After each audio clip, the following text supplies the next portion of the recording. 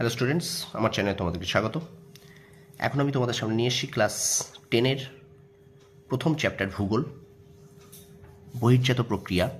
যে চ্যাপ্টারটা আছে বহির্জাত প্রক্রিয়া, বিভিন্ন ভূমিরূপ অর্থাৎ নদীর কাজ, হিমবাহের কাজ, বায়ুর কাজ, সেই চ্যাপ্টার থেকে দুটি 2 নম্বরের প্রশ্ন এবং একটি 3 নম্বরের প্রশ্ন নিয়ে আমি এখন তোমাদের সামনে আলোচনা করব, নোটস আকারে দেব। চলো কথাটা আবার এই ভিডিওটা শুরু করি। প্রথম প্রশ্নটা বলছে, দেখো, অবরোহণ কাকে বলে? এটি 2 মার্কসের জন্য ইম্পর্টেন্ট। আমি তোমাদের সামনে নোট আকারে তুলে ধরেছি। দেখো কি বলছে,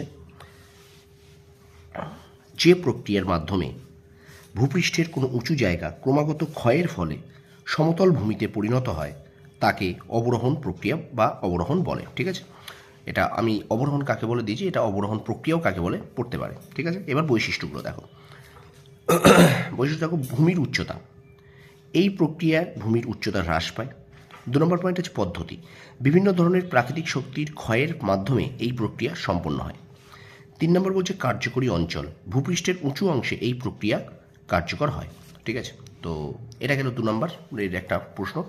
আমি এটুকু বলতে পারি, তোমরা এই নোটটা যদি এইভাবে লেখো 2-এ 2 পাবে পরীক্ষার হলে। ঠিক আছে, আমি এখানে নোটসগুলোকে অন্য কালি দেইনি, এটাকে তোমরা অন্য কালি দেবে, এই কথাটা আমি বলতে ভুলে গেছি। এই বৈশিষ্ট্য, এটা কালো কালি হবে। ভূমির উচ্চতা, পদ্ধতি, কার্যকরী অঞ্চল, এগুলো কিন্তু তোমরা কালো কালি দিয়ে হেডিং করবে এবং নীল কালি দিয়ে বিস্তারিতভাবে লিখবে। ঠিক আছে, তারপরে প্রশ্ন দেখো, পরের প্রশ্ন দেখো, আরোহণ কাকে বলে? আরোহণ কাকে বলে? যে প্রক্রিয়ার মাধ্যমে ক্ষয়জাত পদার্থ ভূপৃষ্ঠের নিচু অংশে সঞ্চিত হয় তাকে আরোহণ প্রক্রিয়া বা আরোহণ বলে। বৈশিষ্ট্য, ভূমির উচ্চতা। এই প্রক্রিয়ায় ভূমির উচ্চতা বৃদ্ধি পায়। 2 নম্বর পয়েন্ট বলছে পদ্ধতি। বিভিন্ন ধরনের প্রাকৃতিক শক্তির সঞ্চয়ের ফলে এই প্রক্রিয়া সম্পন্ন হয়। 3 নম্বর কার্যকরী অঞ্চল। ভূপৃষ্ঠের নিচু অংশে এই প্রক্রিয়া কার্যকর হয়। ঠিক আছে, তাহলে দেখো, এই অবরোহণ এবং আরোহণ কাকে বলে, এই দুটো সংজ্ঞা বৈশিষ্ট্য সহকারে তোমরা নিলে 2-এ 2 পাবে।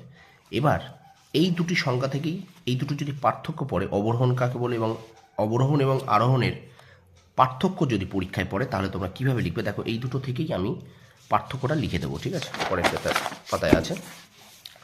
দেখো বলছে, অবরোহণ এবং আরোহণের পার্থক্য লেখো। 3 মার্কসের জন্য ভীষণ ইম্পর্টেন্ট 2026 মাধ্যমিক পরীক্ষার্থীদের জন্য। দেখো মাঝখানে এইভাবে বিষয় পয়েন্ট করা আছে 3 নাম্বার, 3টে পয়েন্ট নাম্বারের জন্য 3টে বিষয় করে এইভাবে মাঝখানে লিখবে এবং অবশ্যই এটা কালো কালি, এটা কালো কালি, এটা কালো কালি এবং এইগুলো প্রত্যেকটা বিষয়গুলো কিন্তু কালো কালি। প্রথমে দেখো সংজ্ঞা। এই সংজ্ঞাটা কিন্তু আমরা এই আরোহণ কাকে বলে এখানে এই সংজ্ঞাটা পড়েছিলাম, অর্থাৎ এই সংজ্ঞা এইটা দুটো যদি তোমরা খুব ভালো করে পড়ো, এখান থেকে কিন্তু পার্থক্য লিখতে পারবে। আমি এটুকু বলছি, এইভাবেই দেখানো আছে। সংজ্ঞা দেখো কী বলছে, একই উত্তর।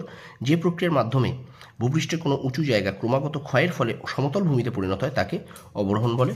আর আরোহণ কাকে বলে? যে প্রক্রিয়ার মাধ্যমে ক্ষয়জাত পদার্থ ভূপৃষ্ঠের নিচু অংশে সঞ্চিত হয় তাকে আরোহণ বলে। ঠিক আছে, দেখো এই অবরোহণ এবং আরোহণের সংজ্ঞা আমি কিন্তু এই নোটসে কাকে বলে দিয়েছি, অর্থাৎ সংজ্ঞাটাও হয়ে গেল।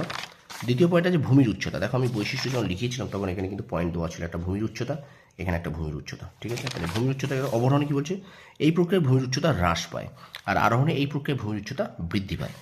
আর 3 নম্বর দেখো কার্যকরী অঞ্চল। ভূপৃষ্ঠের উঁচু অংশে এই প্রক্রিয়া কার্যকর হয় এবং ভূপৃষ্ঠের নিচু অংশে এই প্রক্রিয়া কার্যকর হয়। তাহলে এই গেল অবরোহণ এবং আরোহণের পার্থক্য।